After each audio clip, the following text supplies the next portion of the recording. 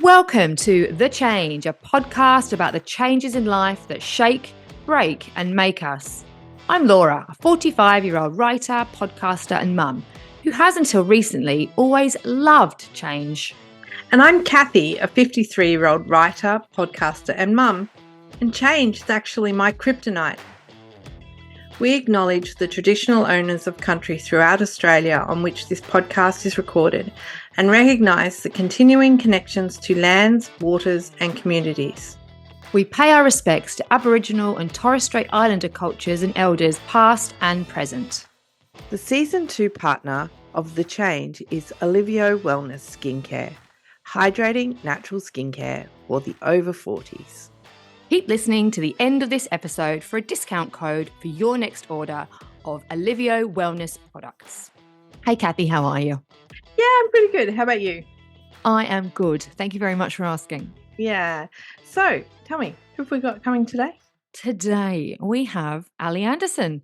And Ali is the General Manager of the Illawarra Women's Health Centre, which provides integrated care and support to women with complex needs with a focus on supporting mental health, women experiencing domestic and family violence and sexual assault, and sexual and reproductive health. Ali herself is an experienced general project and change manager and has worked in holistic and therapeutic health services, education and training, STEM and emergency services. She's had an amazing career. She has a passion for advocacy, empowerment and support for all women and driving positive change at the systemic level. She's also a mother of 3 adult daughters. She's a co-parent of 6 fur babies, her respite foster carer, and loves nothing more than gardening, cooking, and reading in her downtime.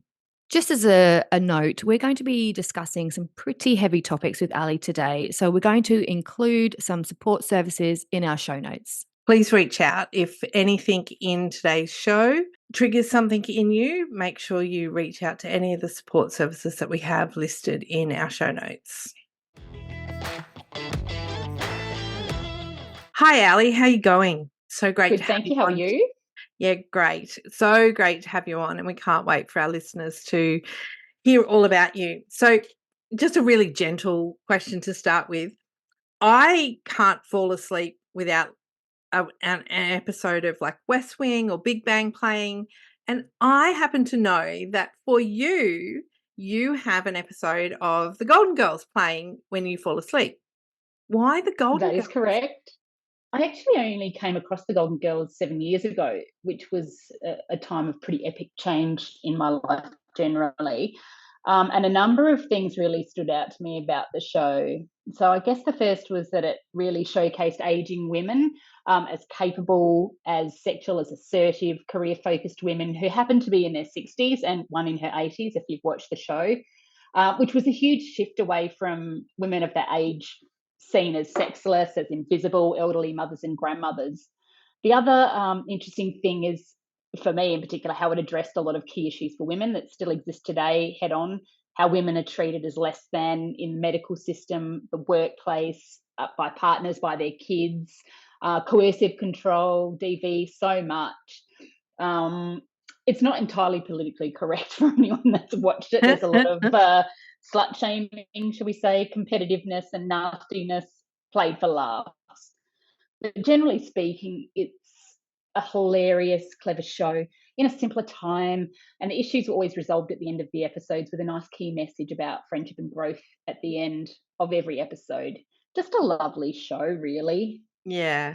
And you're right. Like, I mean, when we watch back so many of the shows that we grew up with and look at them with today's lens, they're like completely inappropriate. But at the time, they were, I mean, Golden Girls really was ahead of its time when you think about it. And it's interesting because, you know, we're all 3 of us are nearing that age that the women in the Golden Girls show were, and they are depicted as like older, grandmotherly type, like very grey. You know, Blanche was the only one that was sort of stylish, if you like, but she was still depicted as much, much older. And I kind of look at her and think, I don't look like that. And, you know, there still is really that invisibility around, you know, what older women are supposed to look like. And we spoke about that with Jacinth in the last season, around, you know, what should an older woman look like? Or, I mean, we look what we look like. We are who we are. You know, Mm. there shouldn't be a stereotype that we should be all grey with, or grey rinsed hair and, you know, those sorts of funny things. Yeah. So I it's couldn't agree more. It's like, how do you get a bikini body? We'll put a bikini on it, on your body. yeah, It's not dissimilar in terms of what does aging look like. You're you irrespective of your age, and I think the Golden Girls really talked about or showcased them as having relationships, having sex, talking about condoms. They weren't invisible and all of a sudden became prudes. It was just a beautiful sort of, it doesn't matter your age, you still have the same sort of needs and desires at any age. yeah, absolutely. Yeah. It's so interesting, isn't it? Because yeah, they what they were Mm, talking about and the subject matter of the show is still very relevant today, and they were yeah, as you say, ahead of their time. But perhaps visually, we now are used to seeing women of in that age group a little more. Like there's a lot of work still to be done. There needs to be a lot more visibility of women over sort of 50 in the media. But you've got people like Kim Cattrall or Victoria Beckham's just turned 50. You have these kind of mm, sort of glamorous, youthful women looking sort of the same that they did in their 30s, and that's because of various means. But it's just it just opens it up a bit more to other people understanding. Yeah, you can age in many different ways, and the Golden Girls is one way. But I think in terms of the subject matter that they talk about, and it's really interesting. And we need more. We still need more of that. We still need to see more women over 50 on TV in shows where they're just talking about normal life, domestic. yeah, And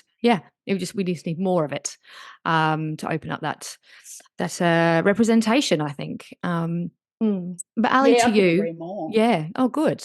It sounds like you are a big fan of the show. I actually have a confession that I've never watched it. Is that Really? Oh, no, you yeah? Oh my need goodness. to. You really, You really need must. to. Okay, You You must. must. Yeah. all right, We'll loop back in maybe in a month, and okay. I'll just send you a text and see if you've watched it and what you think. Okay, It's where do very, I very where can I interesting. watch it? Is it a Prime, Apple TV? Where Uh, is it it's showing currently? it's just come back on Stan. I can't believe I know this. Okay. It's just come back on Stan, and it's on Disney.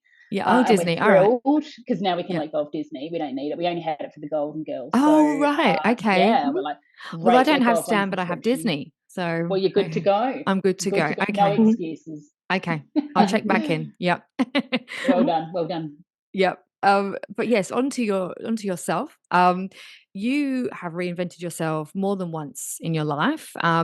What do you think your biggest change has been, good or bad, so far? Oh, wow.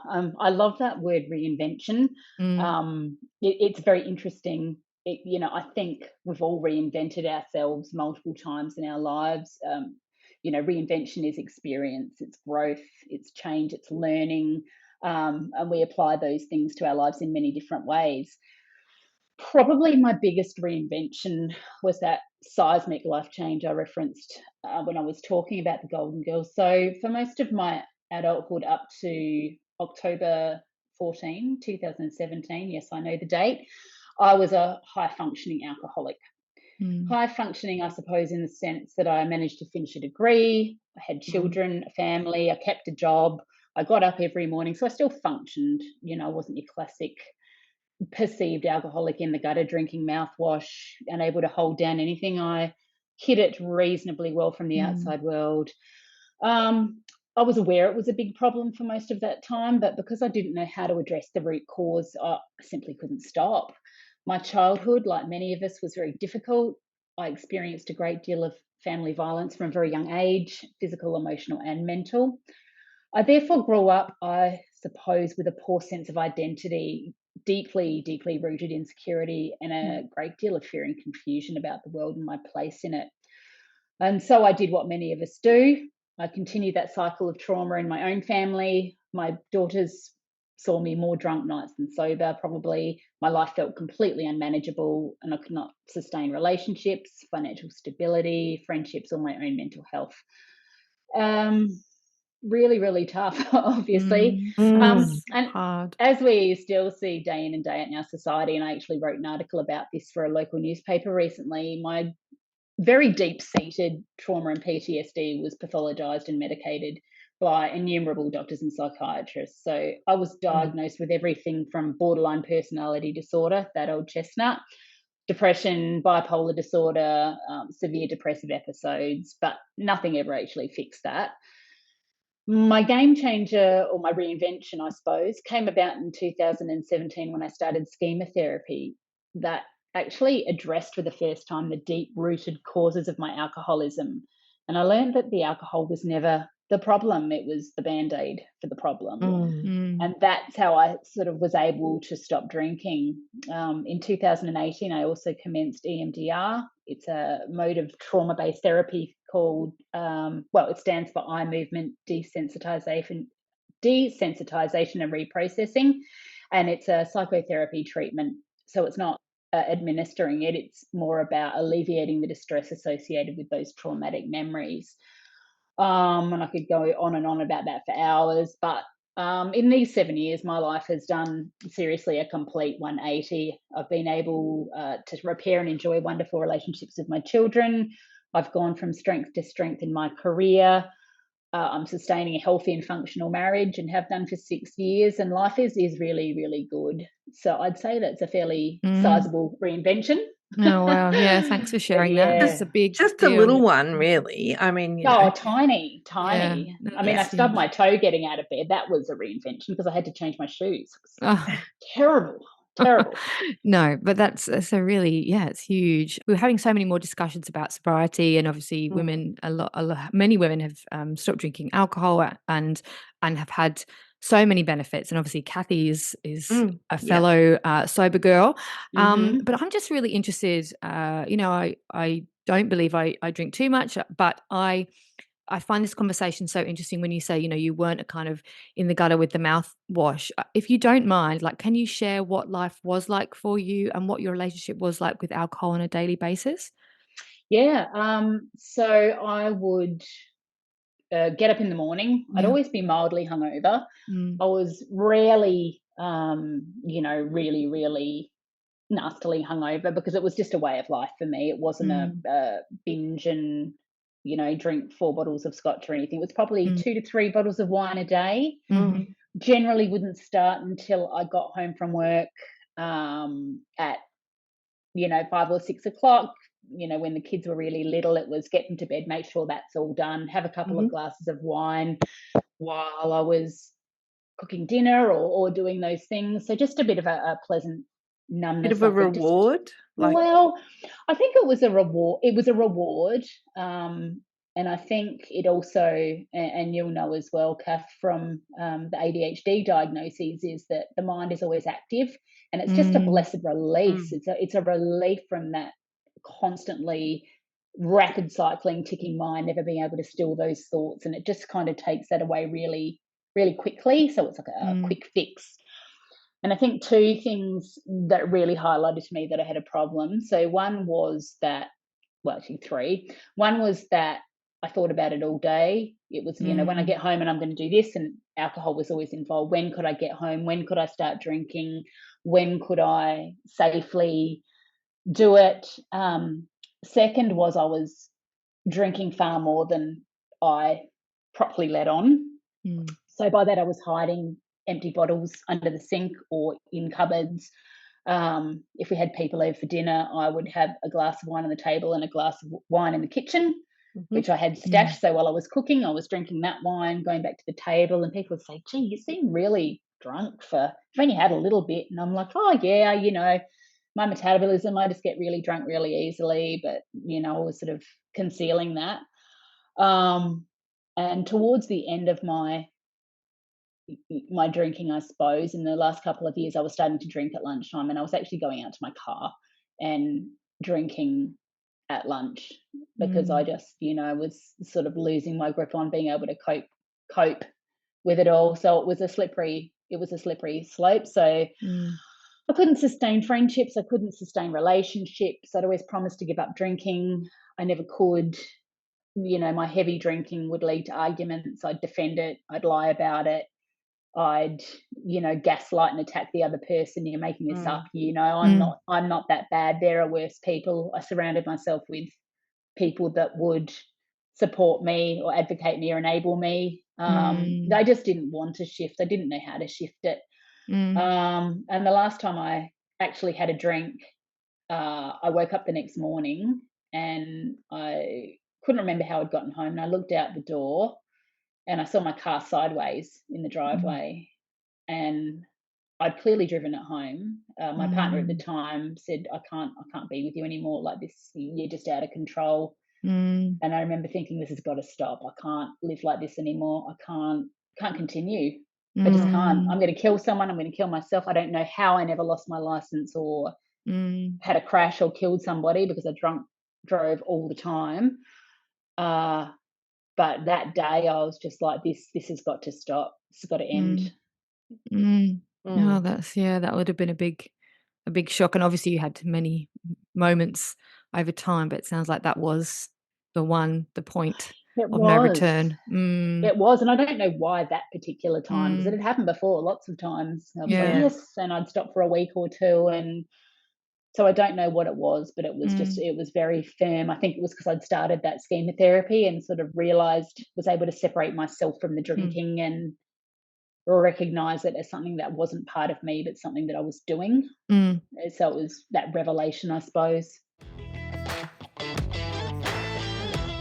I was going to ask about schema therapy. What is it?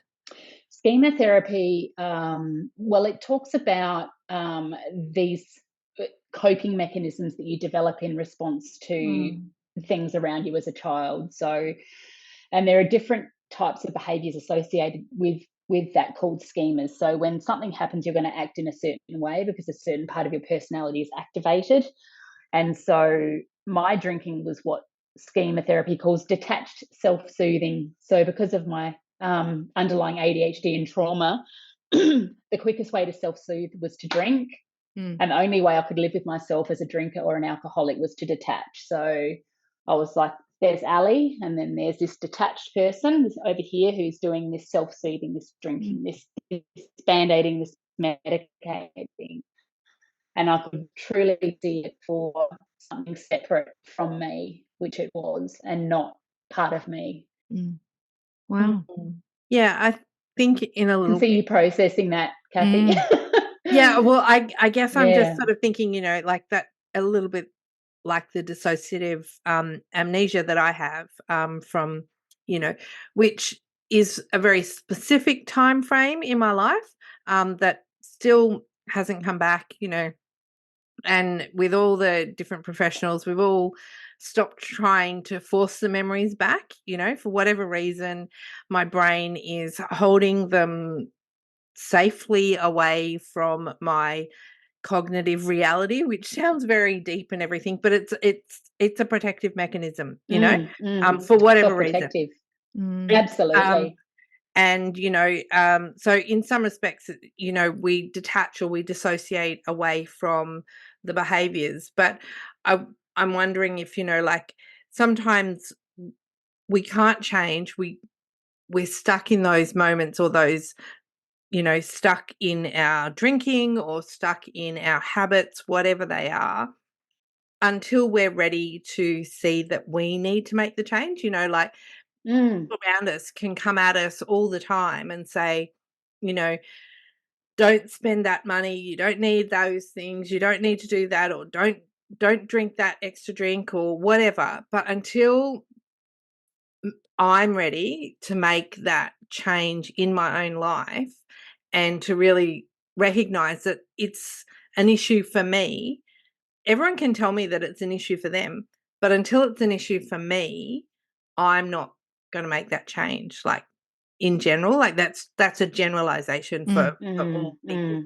that I'm using myself as the example there, but we can have those behaviors pointed out to us until the cows come home, but until they're actually an issue that we want to address, we just can't, like, that's almost like it's a roadblock to addressing that, because we don't see it as an issue. It's like, oh, that's okay. I'm coping, I'm functioning. It helps me band-aid whatever it is that I'm trying to band-aid, and I think in general as a society we want a quick fix. We want I've been thinking a lot around unhappiness versus depression, and sometimes when you've got little children and things like that, we're very quickly diagnosed with depression because you can be given a pill, but actually you might just be unhappy with the situation, not depressed, and you can't get a pill for unhappiness. Mm. Whereas you can get a pill for depression. So anyway, Yeah. that's No, you raise a really good point. Or you raise multiple good points, Kathy. I'm picking up on the one that you said around not wanting to change until you're ready to change, irrespective of what's going on around you. And one of the things in sobriety that has happened for me is that I've had a lot of people reaching out uh, to assist other people. So, oh, you've done so well. You've healed this. My XYZ has got this problem, and can you speak to them? And my answer is, if they approach me and they want help and they're committed to that change, I will absolutely help them mm, without hesitation. mhm, If you're wanting to intervene in their behaviors and shift that narrative and that dialogue and that for them, it's not going to work. mhm, You can't want something more for a person than they want for themselves. And people find that very hard, when they want something so badly for a person and it's outside their sphere of uh, influence, of scope of change. You can't change other people. They need to want to change and embrace that themselves. mm. And I really picked that up on what you were saying, Kathy. It was very, very interesting. Mhm, mhm. I Mm. guess I've had to do some reinvention myself over time. So really different and similar reinventions. So, but yeah. Hmm.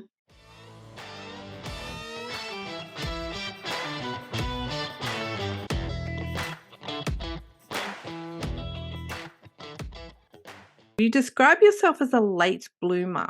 Can you tell us what you mean by what is a late bloomer and how that has really changed your life?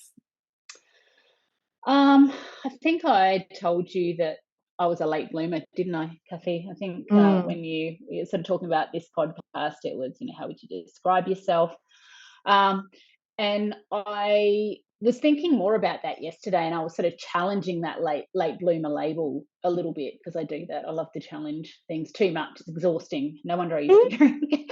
And I've been thinking a lot about it, and I think there are kind of two distinct answers on that. And so the first is, if I speak broadly, we talk about women being late bloomers in society. And what I actually think we mean is it takes a great deal of time and life experience for women to really become who and what we're meant to be. We identify ourselves very much through our family relationships and our roles throughout our lives, first as daughters, granddaughters, sisters, then as partners, lovers, wives. And then for many of us, along come children, which many would argue is the biggest role, I suppose you would say, that we ever play in our lives.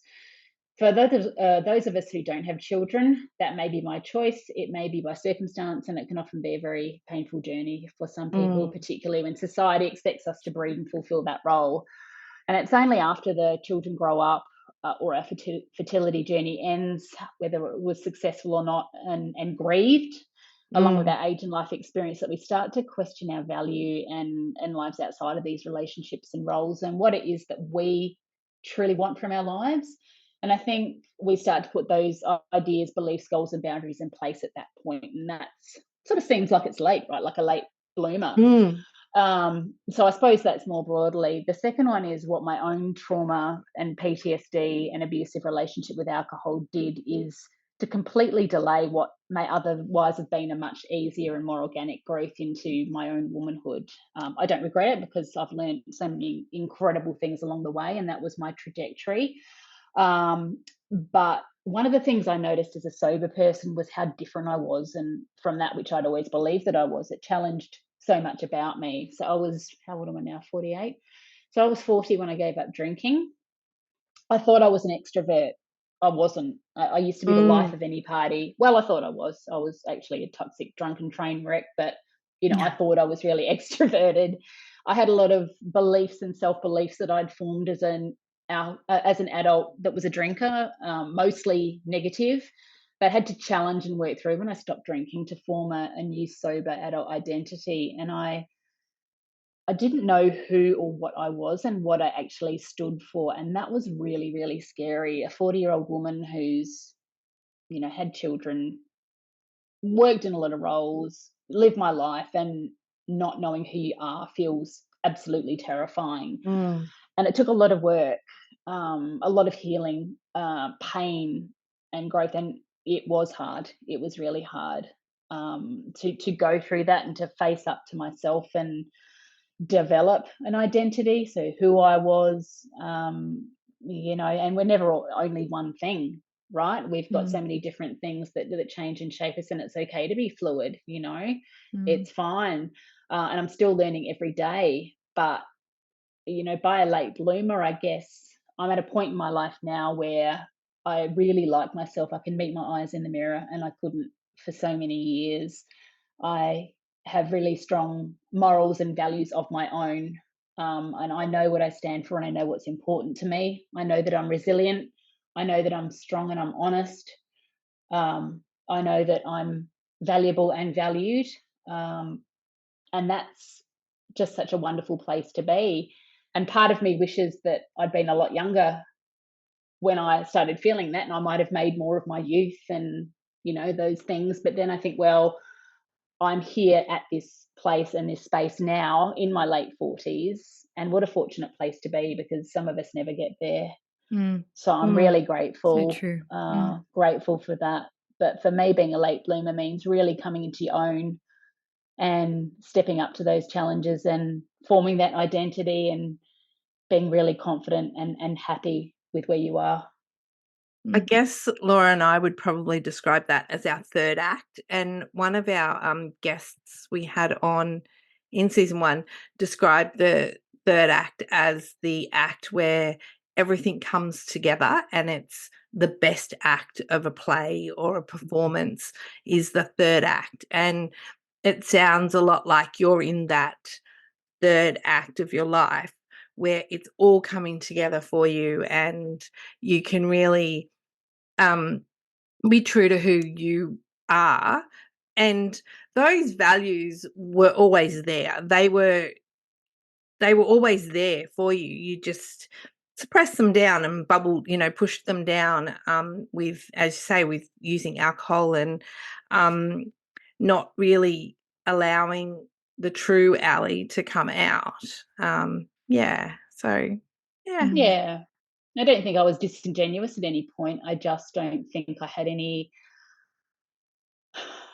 sense of who I was without alcohol. I had this whole identity attached to that, and this whole set of behaviors in this life, and it was all stripped away. And there were some things that remained, but I had to recalibrate and reshape those things, like my relationships with my children. You know, that being absolutely the most important thing. And I've managed to do that.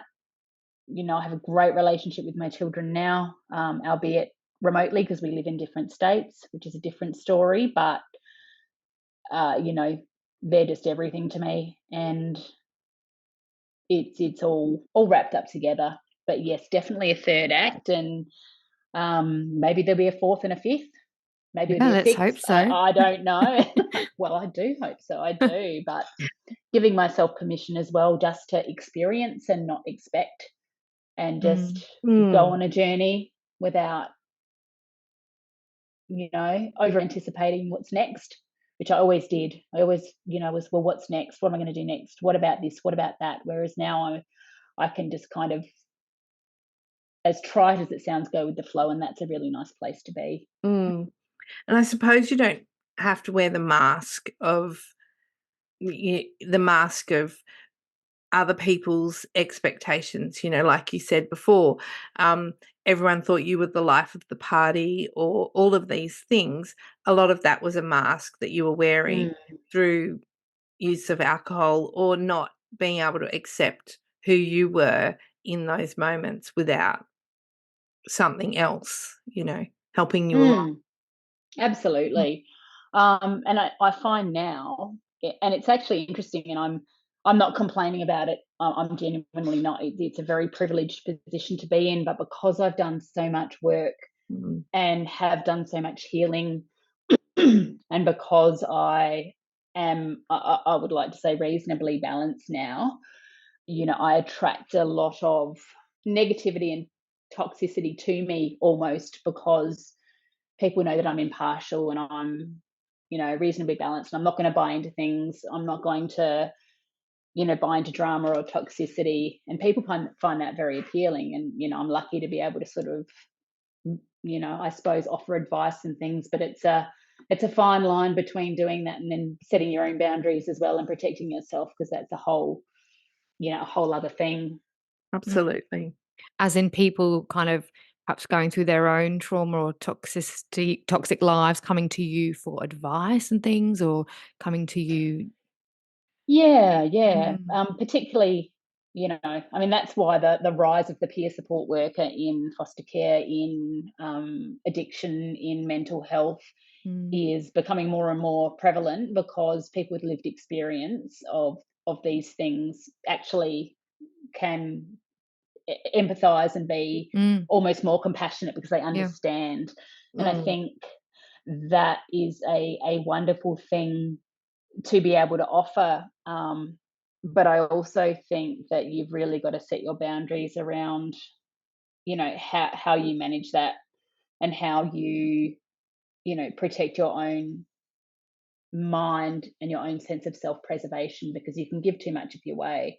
Because with a lot Mm, of addicts, and a lot of people with people pleasing syndrome, which I also had, you just want to throw yourself in and fix people and fix things and pick up the broken bird and mend its wing and be all mm, things to all people. And I still have that pull. I still have that urge to do that. And the trick, I suppose, for me is, I always sort of mutter away to myself: sphere of influence, set boundaries, sphere of influence, set Mm. boundaries. So what can I affect and what can I offer without throwing myself on the table like a slab of meat and giving my everything, where I mm, actually don't have and shouldn't be fixing a problem. People need to be empowered mm, to heal and fix themselves. No one can do that for them. yeah. Um, so it's very interesting place to be. Yeah. It And really is. You sound so wise. Mm. Oh dear. Well, I wouldn't say well. I don't know. Thank you. That's a lovely compliment. No, but just, I mean, I mean, and I mean it. I think that it's so true that yeah, you can't always fix other people, and they do genuinely need to sort out their own issues. But as someone that you are so strong, I can and wise in your current state, it would be, I'm sure, very reassuring to many people that come into contact with you, through work or through peer support or friends, to have you in their lives, being that person, being that rock, and having that lived experience that would be so relatable to so many. I think it demonstrates that you can get through it too. Like Mm, there is hope, there is light, there is a chance, there are options. mm, It's nobody's a rock. It takes no, different true. things to move different people, but Mm, there are ways and means, and there is a way through. mm, it's funny you say, fixing the broken bird. Um, I've had this little magpie, sort of probably a juvenile, sort of not a fully grown magpie, but like not a tiny baby, visiting outside my office window the last week or so. And the first time that I saw them, they literally had a broken wing. Their feathers were oh, hanging down, and I was really worried, and I was like, "Oh my goodness." And my son's partner works at a vet, and I was texting her, and I was thinking, "What am I going to do? Who can I get to come and fix this, pick up this broken bird?" Because for total clarity and transparency, I am terrified of birds. So it was oh, never going to be me that was going to be going out there and fixing this bird with this broken wing. I could see this bird. It was very upsetting for me. And then, bird flew off. And so I texted her back and went, "Oh, don't worry. Bird's flown off. obviously wings not broken, you know. Next day, bird came back, still broken wing. Anyway, been watching it, and bird was back this morning. Guess what? No broken wing. Like, didn't need an intervention from me. Just needed to have it itself and its time to heal. And I thought that was a really, like, for me, I was really quick. I wanted to jump in and I wanted to fix this poor broken bird, even though I was terrified and I wasn't going to be fixing the bird.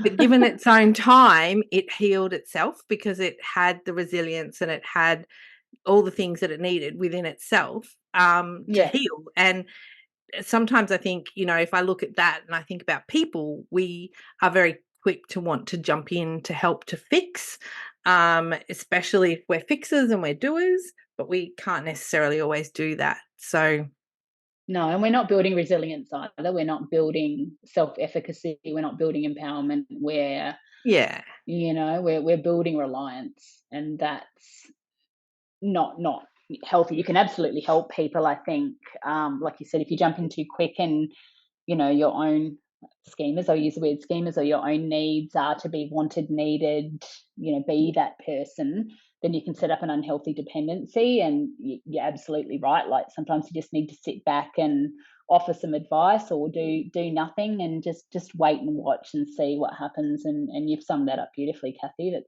exactly what you did and what you needed to do. yeah.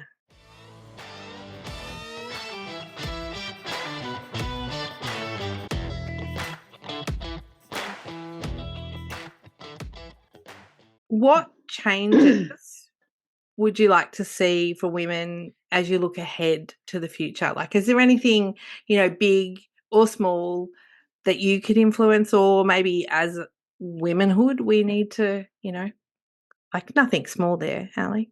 I know. Well, that one's a very big question. I suppose to try and be eloquent, which is not easy for me because I'm very loquacious. I work in women's health, which I spoke to you about earlier, mostly in relation to emotional and psychological support. So, domestic, family, and sexual violence, casework, therapeutic, and holistic self supports. And you know, whilst you take media with a grain of salt, of course, we're seeing that these issues are getting worse, not improving. Women are dying as a result of gendered violence at the rate of at least 1.5 women per week in Australia at the moment. And that I consider to be an absolute national emergency. Thousands upon thousands more women live in fear of their lives. They're fighting to protect their children. They're scared to go for a jog, for goodness sake. And it's just diabolical. Awful. It's a whole of society issue, and it requires a whole of society response. So people, rightly so, jump up and down, and you know, this anger is good righteous anger, and good righteous anger fuels response and it fuels change, which is needed. But we're all a part of this. We need more funding, more programs, including prevention, more education, and much tougher laws protecting women and throwing the book at perpetrators. It's very loose at the moment. There's lots of legislation around. It's firming up. The coercive control in New South Wales is firming up now. It's, you know, how do you demonstrate coercive control when it doesn't leave bruises? It's difficult. So we're working through these things. So we're still seeing a deeply misogynistic and patriarchal society. That's just a fact. So if I was looking for a change, I want a world where women have equity, safety, financial, housing, pay, career opportunities, everything. Change is occurring way too slowly in this space, and we need to keep pressure on the pace and hold our communities and our governments and our men responsible. We can be allies and we can, you know, help the narrative along, but we can't be constantly defending ourselves. We need this, you know, taken up and implemented by the people that can affect change. It's really, really critical. Yeah, I agree. guess as you're a mother to girls, Laura and I are both mothers to, well, I have a son and daughters. Laura's a mum to 2 sons. So as mothers to sons, we have, I see it, we have a responsibility to make sure that our sons understand and do differently, do better. And it's not to say that our husband's a bad man. That's not what we're saying at all. And we all know that it's not all men, and that's not what we're saying at all. But I do think that we as women who have sons have some responsibility in ensuring that there is significant change in how we raise our boys. That being said, it can't be all on us, and that is a very slow change as well. Like that's, decades before our sons are big people in the world, when, so it is also on, beholden to the generation of men that we have with us now to also be part of that change. And not feel threatened, because we're not asking them to give anything up. We're actually just asking that we have the same safety that they have. And that's not necessarily they don't have to give something up for that.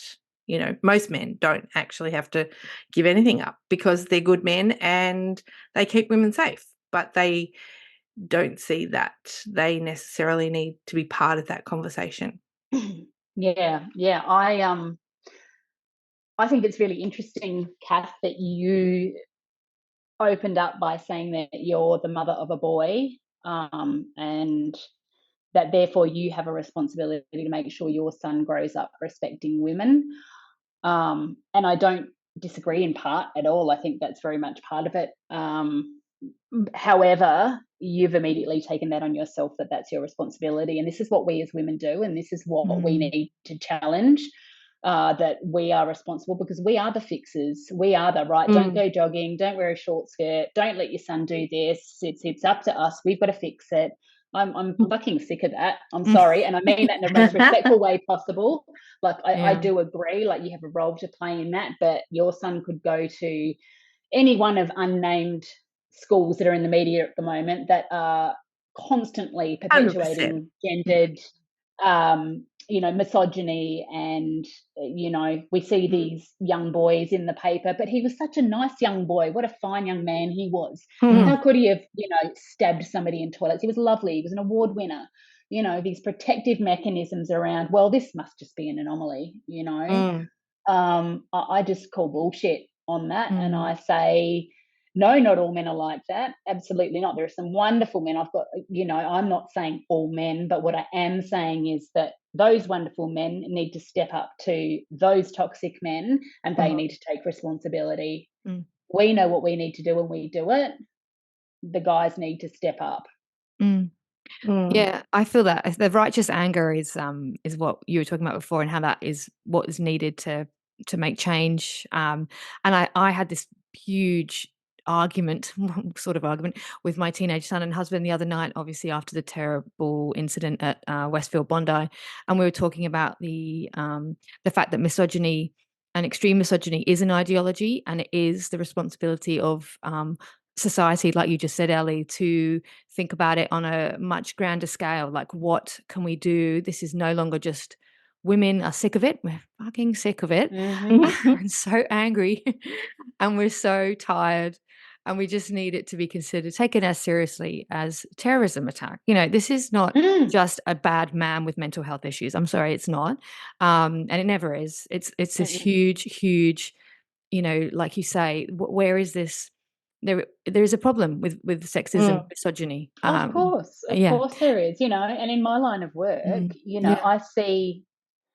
I see, not unlike my alcoholism, band-aiding a problem that shouldn't actually be there. Like, it's not fair. We, the government throws or provides, and rightly so, money towards remediation and rehabilitation and domestic violence workers and case workers and all of these things, and millions of dollars go into that, whereas if we could work out a way to put that money towards re-education and prevention. I've had many arguments on this, whether or not that's possible, and I won't go into it here, but you look at how much money goes into fixing or for women, this trauma recovery centre.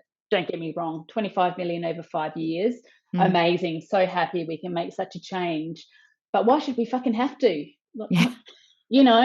Could we Yeah. put that 25 million into something else so these women weren't traumatized? You know? Yeah. It's huge, isn't it? So there's just a Yes. lot of levels to the problem. We need government, we need education, you still need the trauma Yeah. recovery centres and the places that women can We go to do. feel safe. We We need do. those places. But yeah, there has to be a broader look across where is this gendered hatred and violence coming from and how do we stop it? And it is as simple as like saying to the good men in our lives, this is what I had a big argument about. If you have to call out bad behavior from your friends, from other men. If other men are saying something that's like, well, she shouldn't be wearing a short skirt or whatever it was, that kind of sort of dismissive comment where it puts the blame on the woman for whatever, that's where you need to step in and say, no, that's not acceptable. That kind of, it has to be, the men have to help us out here.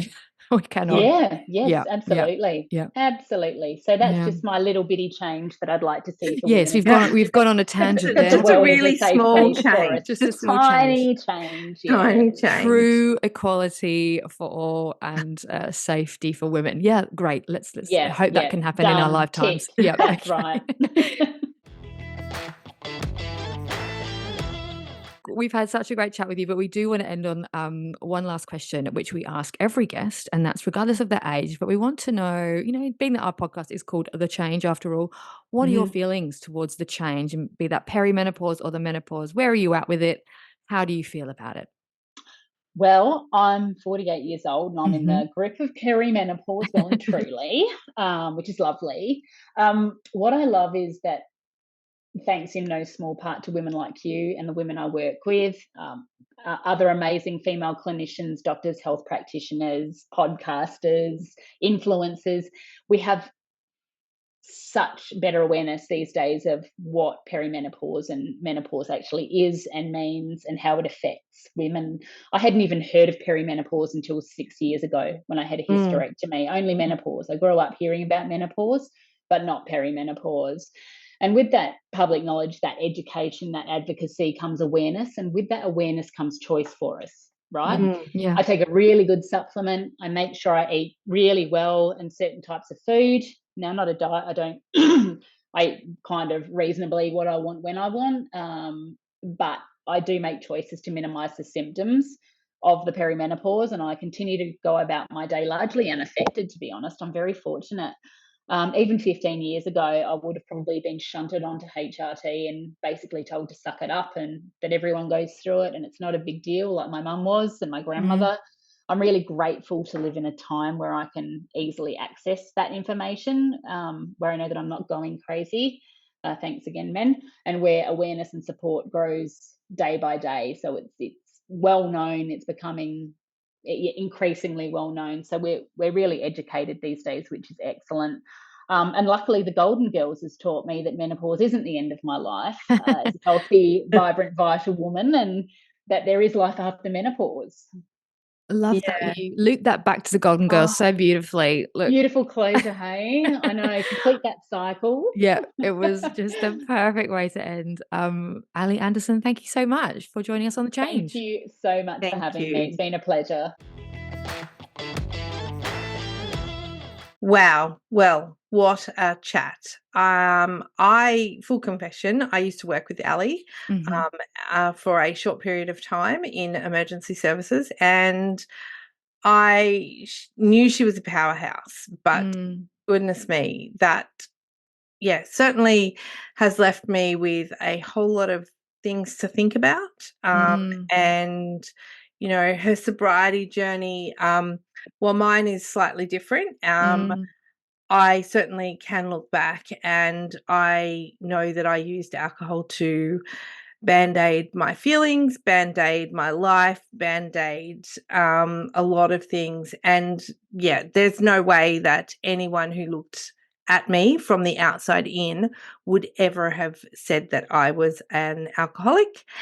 They probably wouldn't have even said that I had a problem with drinking. I mean, potentially in my 20s, late teens, early 20s, maybe they might have, said, oh, maybe she could drink a little bit less. Yeah. But that would be through the lens of that I would have been putting myself in really risky situations. And then it would have been that victim blaming around, well, you were drunk, or you shouldn't have done, or, the alcohol made you. Whereas, Ali, she stopped drinking in the last 8 years. And as she said, you don't give up until you're ready to give up. And yeah. Oh, yeah. I didn't know whether it was asking a little too much information to sort of ask her to explain more about how she was living with alcohol, because I think it's something that people keep quite secretive. And I think a lot of the time we don't have those conversations as often or openly as we should. And I think it was really, I'm really grateful to her for being so honest about the sorts of levels of her drinking and the deception and the things that she did. Like, she was so honest, so honest with us. And I think that is so, about the driving and with your kids, and my God, so amazing that she's come to this place now where she is, as she says, a late bloomer, and she's got through it. And, gosh, it's massive deal. And I think while many of us don't have the same perhaps relationship to alcohol, I think she was very brave in bringing that to us. I think many of us will relate to the sense of being late bloomers, and having got, in your 40s and 50s is for many women a time of, as we talk about, the third act. And it's a time of kind of a rebirth where we go through some shit in our youth, and then we come out the other side and go, okay, here I am. What do I want for me? Yeah. What's next? Well, who am I? And all this. It's a real time, and it's such an interesting time. And that's why I just love doing this, Kathy, because you just have these engaging conversations with women who have been through some shitty times, and you go, wow, yeah, that was amazing chat, and she was really great. Yeah. And the other piece I just wanted to bring up, aside from her story and journey with alcohol, was obviously her work in the women's health space is so incredible. What she does down at the health centre in Illawarra, and listening to her talk about what needs to be done for women in the future was really powerful. I think it makes me angry just sitting here and listening to another woman who's so smart, and she's in that space. She knows the women are being affected, so she's on the front line basically. And you can live in a little bubble, can't you, and think, oh, everything's fine, and then horrific events happen that make the news, whereas she's living it every day. She knows it's shitty out there for women, and she's working towards making it better, but that there needs to be big changes. And there absolutely does. And I think that, we can talk about it till the cows come home, but we need some change. We need the men to get involved. And I think it's just a really great discussion to have. And I think it is easy for those of us who are very fortunate to live in a bubble of good men to think, well, what can be done, or how, how does this change, need to happen, or why does it need to happen? Because we're surrounded by good men. But Ali sees the other side of that. And yes, it's a small percentage of men, but unfortunately it is gendered violence against women, and it needs to change. It really does. Our good men need to be part of that. Yeah, that's right. And hopefully they are. Yeah, that's right. Going forward, that's it. And she was so great. And I love the cycle back to the Golden Girls. And that's, that's a lovely little reference, and how we just need more representation of women in the world generally. And I think just women in positions of power, but on TV, in our faces, much more, talking about the things that matter to women, will be helpful for the world in general. Absolutely. Down with the patriarchy. But yeah, that was really good chat with Ali. So great to have her on. Thanks for listening to The Change, a fully independent podcast. We love the Australian-made, all-natural skincare brand Alivio Wellness, and we know you will too. Use code THECHANGE at the checkout to receive 20% off your next order. Whether you're seeking inspiration, curious about change, or just here for the great banter, we'd love you to make The Change your new go-to podcast. And even better, send us your voice notes or questions about change. We'll use them on the show. Email us at changepod2023@gmail.com, or DM us on Instagram at @the_change_pod. Find us wherever you get your podcasts. And don't forget to follow us on Instagram for more on The Change.